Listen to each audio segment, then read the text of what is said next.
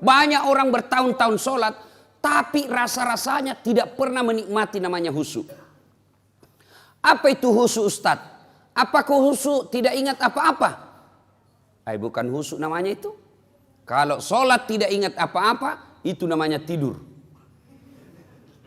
Bisa itu sholat tidak ingat apa-apa, itu orang tidur itu atau orang pingsan. Lalu apa itu khusyuk? Fokus pada apa yang kita kerjakan. Bagaimana mencapai khusyuk dalam sholat? Al-Quran mengajarkan ada 3 cara meraih khusyuk dalam Al-Quran. 1, sempurnakan wudhumu. Ini dulu, kalau bapak mau khusyuk dalam sholatnya, maka langkah pertama sempurnakan wudhumu. Bukan dikatakan perbaiki, tapi sempurnakan. Berarti ada orang wudhunya sah, tapi tidak sempurna. Pada saat mana wudhu kita tidak sempurna? 1, pada saat membasuh siku, tangan sampai ke siku. Quran mengajarkan membasuh caranya dari jari-jari ke siku. Coba itu buka Quran. Basuhlah dari jari-jari ke siku. Berarti begini prakteknya. Ya toh? Yang kita praktek dari siku ke jari. Bagaimana prakteknya? Buka keran. Berarti itu dari siku ke jari. Terutama kita yang sudah tua, yang sudah pensiun, sudah muka-maka sakaratil maut.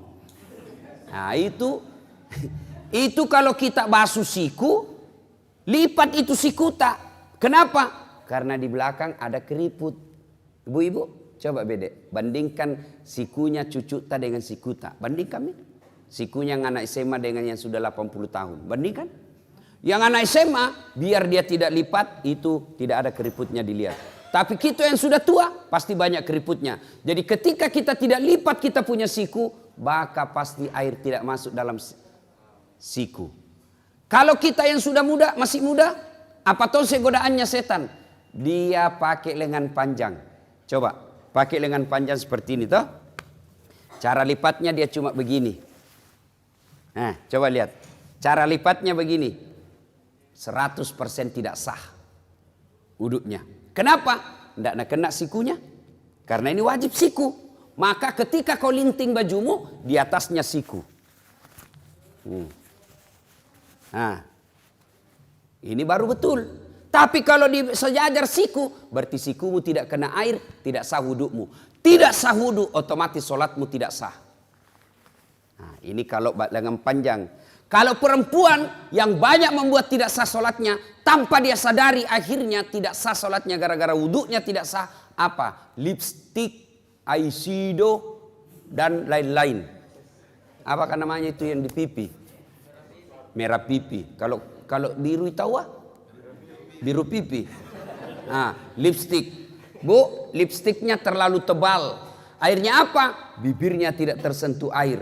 Atau yang bedak-bedaknya di sini terlalu tebal, tidak tersentuh air. Maka ketika mau wudhu, maka ibu-ibu bersihkan dulu itu. Nah, ini yang menjadi masalah kalau dia pergi pesta. Karena bilang 300.000 nih salung. Akhirnya begini di wudhu. Iya. Nah, maka kalau mau khusyuk, yang pertama langkah sempurnakan wudhu. Yang kedua yang paling banyak kita lalaikan ketika wudhu apa? Membasuh kaki. Anak-anak ini biasa anak SMA, anak SMP buru-buru. Apalagi kalau rakaat ketiga nih, habis nih. Lewat. Tenang kok saja, kau bisa masbuk. Bisa kok masbuk. Meskipun sudah rakaat keempat, at-tahiyyat itu imam, selama dia belum sholat, belum salam, berjamaah juga namanya itu. Dapat kau pahala 27.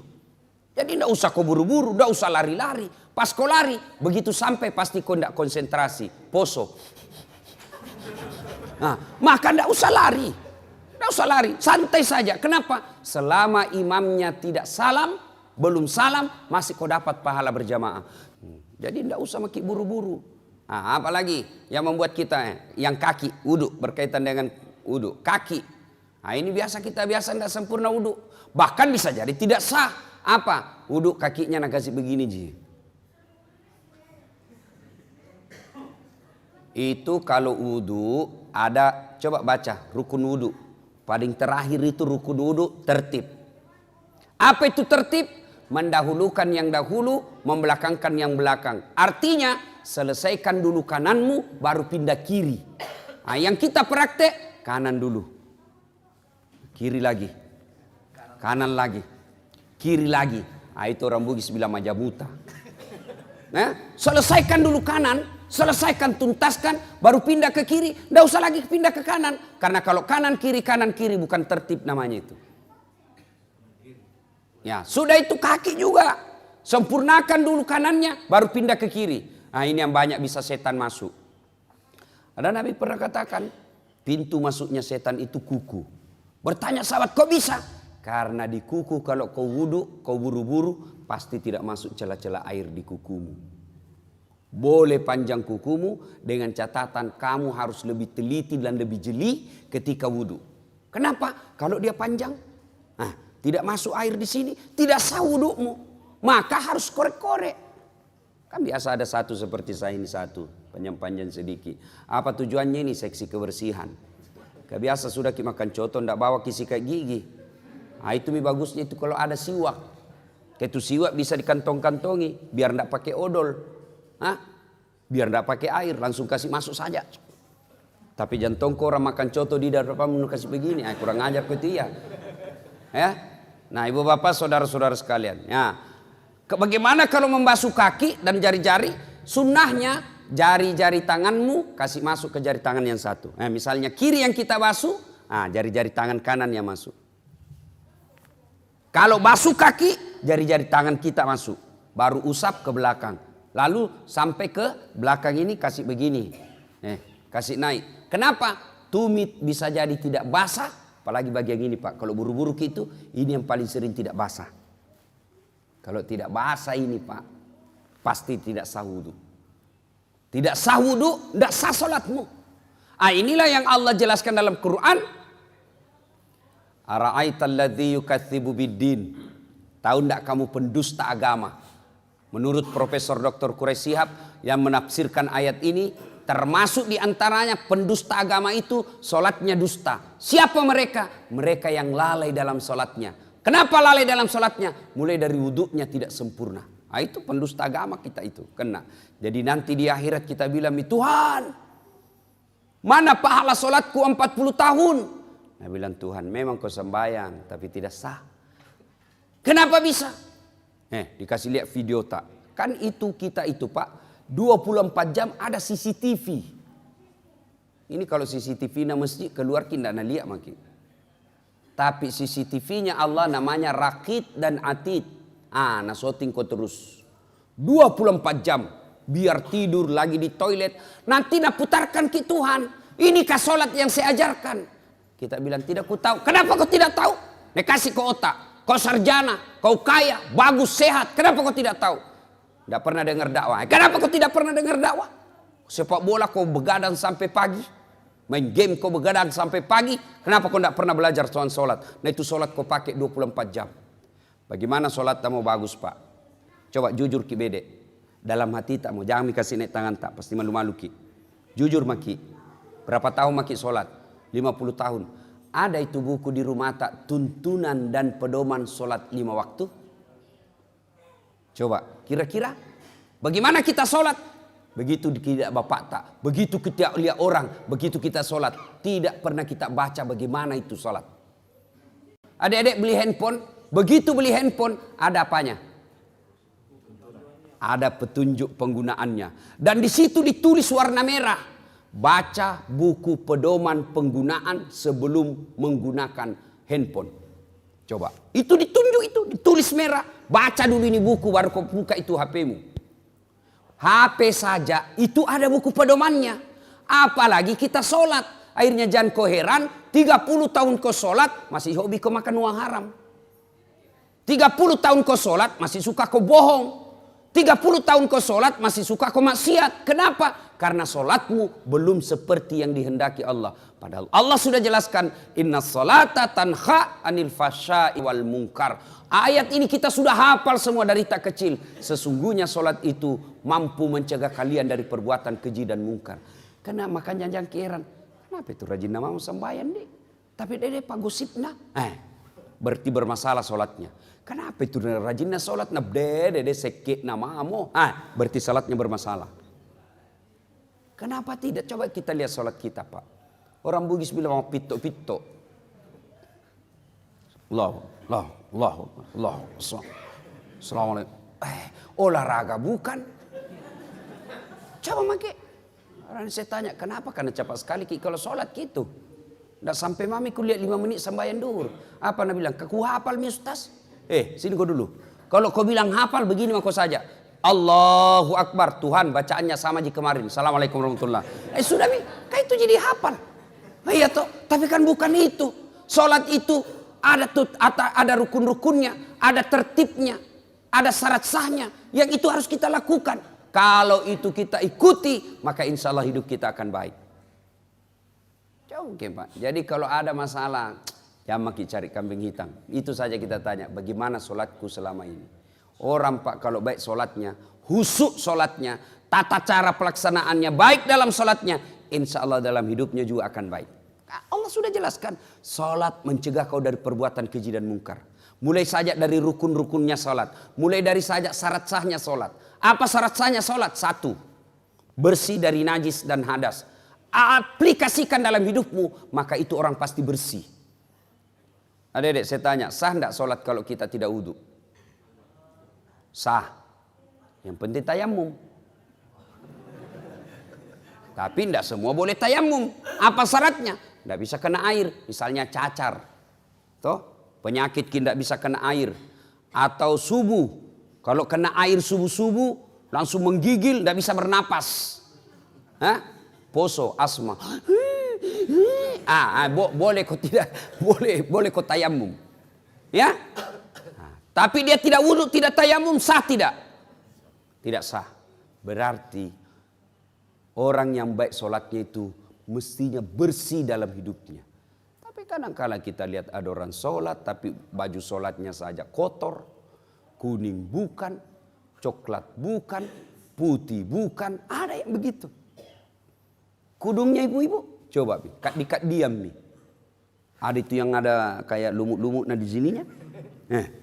Itu kalau orang baik sholatnya, maka dia hidupnya bersih. Maka heran kita kalau kita rajin berjamaah, tapi rantasa hidup tak. Satu, syarat sahnya sholat. Bersih dari najis dan hadas. Yang kedua, tidak sah sholatmu kalau kau tidak tutup aurat. Apa itu aurat? Ini kalau laki-laki lutut sampai pusat. Bapak kalau keluar rumah sholat pakai celana kolor saja. Sah tidak? Sah tidak? Tidak sah. Biar tidak ada yang lihat mentang-mentang dari lihat sembahyang celana dalam saja aku pakai ini. Allah. Sah atau tidak? Tidak sah. Artinya apa? Ini sesungguhnya aurat itu aplikasinya dalam kehidupan sehari-hari. Malu.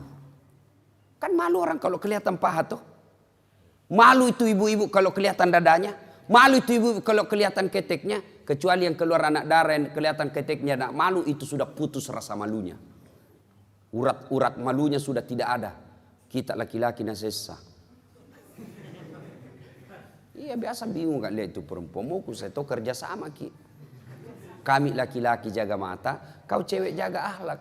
Karena biar setengah mati dijaga mata tak, kalau kau gentayangan hancur tongki. Ya, nah itu berarti kalau orang baik sholatnya, insya Allah tinggi rasa malunya. Mana aplikasinya? Kalau dia rajin sholat, jadi kepala dinas jadi sekdai, jadi pejabat ada mobil dinasnya, maka dia malu pakai mobil dinasnya kalau untuk antar undangan pernikahan. Maka malu dia pakai mobil dinasnya kalau hanya untuk pergi pasar untuk dia pakai kepentingan pribadinya. Itu orang yang baik sholatnya. Maka wajar ketika Allah berfirman, sesungguhnya sholatmu mencegah kalian dari perbuatan keji dan mungkar. Itu coba diaplikasikan saja itu. Apalagi? Ya. Syarat sahnya sholat. Sah tidak sholat kita kalau tidak baca Al-Fatihah? Tidak sah. Kalau diaplikasikan dalam kehidupan sehari-hari, apa itu Al-Fatihah? Al-Fatihah itu ada doa di dalamnya. Al-Fatihah itu ada di dalamnya rasa tawakal. Maka kalau orang yang baik solatnya, maka dia tidak pernah bersangka buruk kepada Allah. Aplikasi dari surah Al-Fatihah. Apalagi syarat sahnya solat. Sah tidak solat kita kalau tidak menghadap kiblat? Ibu-ibu saya tanya, sah solat kita kalau tidak menghadap kiblat? Sah tidak adik-adik? Sah tidak solatnya kalau tidak menghadap kiblat? Sah kalau kita tidak tahu. Nah, tapi sekarang tidak ada istilah tidak tahu lagi sekarang. Karena ada namanya apa itu? Kompasnya itu handphone. Ada semua itu Muslim Pro. Gocang sedikit. Tapi matahari di sana terbit. Terbenam. Terbit di sana pagi-pagi. Kenapa ini begini nak tunjuk? Gocangi lagi.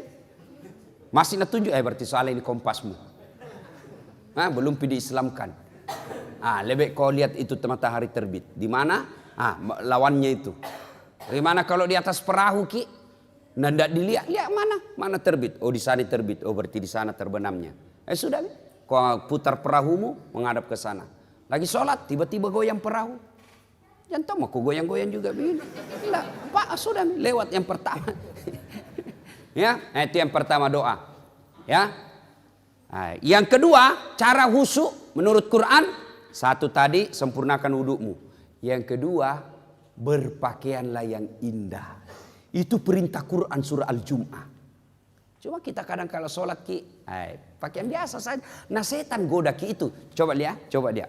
Bapak kalau mau sholat ke masjid, ada itu bisikan hati, pakai kau baju bagus. Ada itu namanya hati nurani. Tapi begitu kita mau pakai, nah goda ki setan. Jangan mau kau repo ki. Akhirnya buru-buru kau cepat, kau mau di kamar. Setan itu. Karena setan itu Pak, tidak mau berhenti menggoda kita sebelum dia berhasil. Mulai dari asan nagoda memang maki. Wudu nagoda maki lagi. Sudah ki wudu mau ki pakai baju gamis. Nah bilang ki, jangan aku bilang koran nanti so alim. Akhirnya tidak jadi. Itu setan. Padahal itu ajaran Quran. Kau datang ke masjid dengan berpakaian yang indah. Makanya Nabi kalau itu mau sholat disunnahkan pakai parfum. Itu sunnah. Kan teman-teman kita jamaah tablik. Kalau dia mau sholat itu kan dia pakai langsung dia kasih keluar itu anunya. Minyak-minyaknya yang digosok-gosok, malaikat subuh. Kadang juga ada malaikat maut. Malaikat maut itu kalau kalefa bau, malaikat maut itu. Itu sunnah. Tidak ada parfum. Boleh kau pakai itu apa? Setrika. Pengharum kalau orang setrika. Yang penting pakai parfum, pakai bau-bau. Mau palsu, mau asli, pakai. Itu sunnah. Artinya apa? Kalau bapak pakai parfum sholat, jauh lebih mulia daripada yang tidak pakai parfum. Itu sunnah. Sikat gigi, itu anjuran agama. Berpakaian yang indah. Tapi sayang kita kalau mau ketemu wali kota, bawa pakaian indah. Sekalinya mau datang ke masjid, pakai baju kaos. Celana training, battala. Pas sujud, ada celengan di belakang. Ya. Yang ketiga, bagaimana supaya bisa khusyuk dalam sholat? Yang ketiga menurut Quran, kalau kau sholat, bayangkan bahwa itu sholatmu adalah sholat yang terakhir. Jangan kita selalu berpikir masih panjang umur tak? Jangan. Banyak kan orang pergi, sehat, pergi, tidak ada tanda-tanda kematian, pulang tinggal jenazahnya. Keluarga saya di Surabaya, 2 minggu yang lalu, pergi sholat maghrib, masih masjid, sholat isya, masih sehat walafiat, segar bugar, pergi sholat isya selesai sholat asar pergi main badminton, bulu tangkis, tinggal jenazahnya pulang. Kenapa? Serangan jantung di lapangan. Jadi bapak kalau keluar ki itu jangan lupa sayang-sayang istri tak. Ibu kalau keluar ki suami tak peluk baik-baik, cium tangannya. Siapa tahu itu adalah ciuman tanganmu yang terakhir. Tadi tahu. Makanya kalau pergi suami tak cari uang, ibu doakan ki. Selamat. Jangan suamimu pergi cari uang, kau pergi gosip. Baru 15 menit pergi suaminya, pergi Tommy dia tawaf di komplek. Nah kelilingi semua. Alasan jogging-jogging tapi cari informasi. Itu penyakitnya perempuan. Tuh. Mana ustaz na gosip tong. Nah lihat kata dia bilang, itu baju waktu na di YouTube.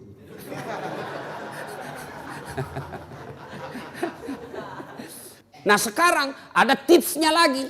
Itu tadi menurut Quran. Dijabarkan oleh para ulama dengan memberikan tips-tips. 1. ketika kau sholat, matamu jangan seperti mata pencuri. Ada kan orang sholat seperti mata pencuri. Allahu Akbar. Nah, apa yang dibaca semua tadi di atas sini? Sambayang, yang dibaca kalender. Toh? Maka ketika kau sholat, bagaimana caranya? Anjuran Nabi, lihat kau apa yang kau mau sujuti. Tanpa sujud. Ketika sholat itu kita lihat. Begitu ibu-ibu, apalagi ibu-ibu di belakang. Terbuka pintu, siapa yang lewat satu komplek pasti kau sebut dalam hati namanya. Oh Haji Rahim terlambat ki. Lewat lagi. Oh Haji Baddu terlambat tongi. Lewat lagi. Oh ndak serasina kuduna sama bajuna. Oh semua itu. Maka ketika sholat tunduk lihat apa yang kau sujuti. Sudah lakukan itu ternyata belum juga bisa susuk. Serahkan kepada Allah. Apa? Itu sebagian ada pengurus masjid tidak mau pakai karpet. Kenapa? Karena karpet ada gambar-gambarnya. Nah lihat misalnya Masjidil Haram. Nah bayangkan lagi itu masjid. Pernah sudah. Tapi sebaiknya kalau banyak pensiun di dalam pakai karpet. Kenapa? Lutut nah godong. Dah kalau turun na lutut ketemu tegel pasti kalah lutut. Ya? Nah, maka dikasih yang empuk-empuk ya. Nah, itu mata jangan terlalu banyak gerak. Yang kedua, jangan berkeliaran. Yang kedua, cara prakteknya yang ketika sholat jangan terlalu banyak gerak. Bapak saudara-saudara sekalian, berikutnya lagi. Ketika sholat, usahakan yang kita baca, kita paham. Jangan dulu terjemahkan per ayatnya. Pahami saja kesimpulannya itu ayat. Halo ibu-ibu, siapa yang menghafal Al-Fatihah dengan terjemahannya? 2 ji. Berapa tahun maki sembayang? Kita bedek bapak-bapak. Yang hafal Al-Fatihah dengan terjemahannya angkat tangan. Coba 4 ji. Padahal kita sudah sholat 20 tahun. Coba, itu saja bukti bagaimana kita mau bisa khusyuk dengan sholat.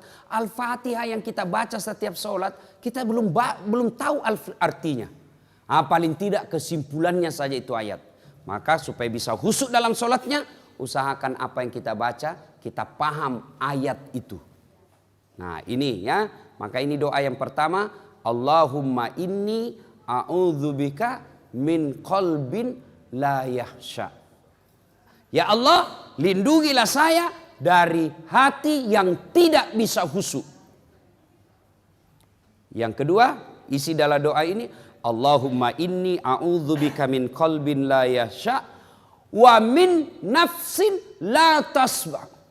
Dari nafsu yang tidak pernah puas. Ini menyiksa manusia ini. Nafsu yang tidak pernah puas. Dunia diperbudak oleh dunia. Coba maki. Punya mobil, punya motor, mau mobil. Punya mobil, mau 2. Sudah 2, mau 3. Sudah punya 3, dia cari lagi yang harganya lebih mahal lagi. Itu perbudak dunia. Nafsu yang tidak pernah puas. Kalau orang punya nafsu yang tidak pernah puas, maka dia tidak akan pernah kaya. Dia akan merasa miskin terus. Kalau kau mau bahagia, urusan dunia, lihat kau ke bawah. Urusan akhirat, lihat kau ke atas. Apa aplikasinya? Contoh. Kita yang punya mobil, alhamdulillah. Ada di mobilku, mana mau mobil tua. Tetanggaku motor ji. Kita yang punya motor, alhamdulillah. Ada motorku, tetanggaku kodon sepeda ji. Kemana-mana menggayu. Kita yang punya sepeda, alhamdulillah. Ada sepeda aku, tetanggaku poin mana sepeda tidak ada tong. Kemana-mana jalan kaki. Kita yang jalan kaki, alhamdulillah. Masih sehat kak, tetanggaku lumpuh. Tidak bisa kemana-mana. Kita yang lumpuh, alhamdulillah. Masih sehat, masih bisa hidup kak. Tetanggaku kemarin mati. Insya Allah itu ada puasnya kita. Tapi kalau dibalik, urusan dunia dilihat ke atas. Yang lumpuh, lihat yang jalan. Wih, kenapa saya menderita di sini ya? Yang jalan, nah lihat yang ada sepedanya. Yang ada sepedanya, nah lihat yang ada motornya. Yang ada motornya, nah lihat mobilnya. Yang ada mobilnya, nah lihat mobil baru. Mobilnya jelek, tidak pernah dia puas. Sebaliknya, urusan akhirat, lihat ke atas. Artinya apa? Itu saja tetanggaku. Masih muda, rajinnya berjamaah di masjid. Apa saya ini pensiun, mau mati dan tidak pernah kedatang di masjid. Itu namanya lihat ke atas akhirat. Itu Itu saja tetanggaku tidak jelas penghasilannya, tapi kalau ada Jumat pasti ada namanya disebut penyumbang. Itu namanya urusan akhirat, lihat dia ke atas. Nafsu yang tidak pernah puas. Kalau nafsu yang tidak pernah puas, maka yakin itu yang membuat kita menderita. Isi yang ketiga. Allahumma inni a'udzubika min qalbin la yahsha wa min nafsin la tasba wa min ilmin la yanfa. Ya Allah, lindungilah saya dari ilmu yang tidak bermanfaat. Banyak orang pintar tapi belum tentu bermanfaat buat dirinya. Maka kita berdoa, lindungilah saya dari ilmu yang tidak bermanfaat. Mana ilmu yang tidak bermanfaat? Ilmu yang semakin menjauhkan kita dari Allah. Jadi insinyur, jadi dokter, jadi ekonom, jadi teknokrat. Tapi ilmu yang dia pakai itu makin menjauhkan dirinya dari Allah, maka itulah ilmu yang tidak bermanfaat. Maka itu dia ajarkan kita doa. Ya Allah, berikanlah saya ilmu yang mampu aku amalkan. Jangan sampai ilmu yang kita pikul, ilmu yang tidak mampu kita aplikasikan. Ini berat buat ustadz. Ini khusus doa sebaiknya diulang oleh ustadz. Kenapa? Karena kami penceramah beda dosanya ketika melakukan dosa dengan anak muda yang anak milenial. Sama-sama berdosa, sama jenis dosanya. Dosanya kalau ustadz berlipat-lipat ganda. Lima takuluna ma la taf'alun, kata Al-Quran. Kenapa kau katakan padahal kau yang laksanakan? Di akhirat nanti lebih besar dia hukumannya. Kenapa? Karena dia mendakwakan kau begini, kau begini, kau begini. Dia tidak amalkan. Itulah beratnya jadi ustadz nanti. Timbangannya luar biasa nanti. Yang keempat, kita berdoa kepada Allah. Lindungilah saya dari doa yang tidak mustajab, doa yang tidak dikabulkan Allah. Dalam hidup ini Pak, semua orang ada masalah. Dan senjata ketika ada masalah, curhat, berdoa kepada Allah. Tapi kalau doa saja kita sudah tidak didengarkan Allah, maka itu sudah paling sial hidup kita. Maka kita berlindung kepada Allah. Ya Allah, lindungilah saya dari doa yang tidak diijabah. Kenapa doa kita tidak dikabulkan? Salah satu sebabnya doa kita tidak dikabulkan, hubbi aklil haram, suka makan barang haram. Bapak-bapak yang perokok, berapa ke itu satu bungkus? Berapa sina? Berapa? 12, ada juga 16, ada 20 toh? Ada lagi yang kuliah rokok aneh-aneh, pendek sekali kuliah. Bulan lalu kuliah itu pendek begini putih. Kuliah harganya deh lebih 20.000. Bayangkan itu, ada kawan saya punya komunitas namanya infak beras. 1.000 ji orang kasih satu hari, berapa puluh orang nak kasih anak yatim nak kasih makan. 1.000 ji. Rokok 20.000. Bayangkan. Kenapa doaku tidak dikabulkan Allah Ustaz? Merokok Ki. Iya. Berapa itu satu bungkus? 20. Berarti 20 kali Ki satu hari bikin dosa. Mana? Rokok. Siapa bilang haram itu rokok? Kalau kita bilang baik itu rokok. Kalau kita yakin itu rokok baik. Sebentar nanti selesai ke salat subuh. Panggil anak yang SMP. Sama SMA sini kok nak. Tiko beli rokok, kita merokok sama-sama di sini. Mau Ki kira-kira Pak? Mau Ki kira-kira di depannya anak tak merokok? Pasti tidak mau Ki. Mana mau kita bilang, mana mau nak ke pak kalurut jangan merokok aku tampelin kau itu. Karena kita yakin itu rokok jelek. Maka saya doakan Ki ini yang hadir. Mudah-mudahan berhenti maki merokok. Amin. Lebih baik itu pembeli rokok tak kita tabung. Niatkan Ki kasih umroh tetangga tak yang miskin. Itu lebih berpahala daripada ini. Jangan Ki marah Pak, jangan Ki marah, jangan Ki marah, jangan Ki marah. Ya, jangan Ki marah. Tapi kalau mau Ki marah terserah kamu mau pulang nanti nih. Ya, kita berdoa kepada Allah dari doa yang tidak dijabah Allah. Apalagi penyebab doa tidak dikabulkan Allah kalau kita tidak bersalawat. Passwordnya doa itu, barcode-nya doa itu salawat. Allahumma salli ala sayyidina Muhammad wa ala ali sayyidina Muhammad. Tahu jaki salawat Ibu toh? Ya. Sampai seperti ada mahasiswa aku dulu ujian skripsi. Supaya berkah ini ilmu saya kasih kau salawat kau kepada Nabi. Salawat kepada Muhammad. Ulangi salah kau. Salawat kepada Muhammad. Salah. Salawat kepada Muhammad. Bukan panjang pendek. Salah mentong itu. Langsung dia bilang, yang mana paling Ustaz? Allahumma salli ala Sayyidina Muhammad wa ala ali Sayyidina Muhammad. Langsung dia bilang, oh diganti Ustaz. Bukan diganti kau yang dongo. Mana ada salawat diganti-ganti. Wali kota kapang. Bapak saudara-saudara sekalian ya.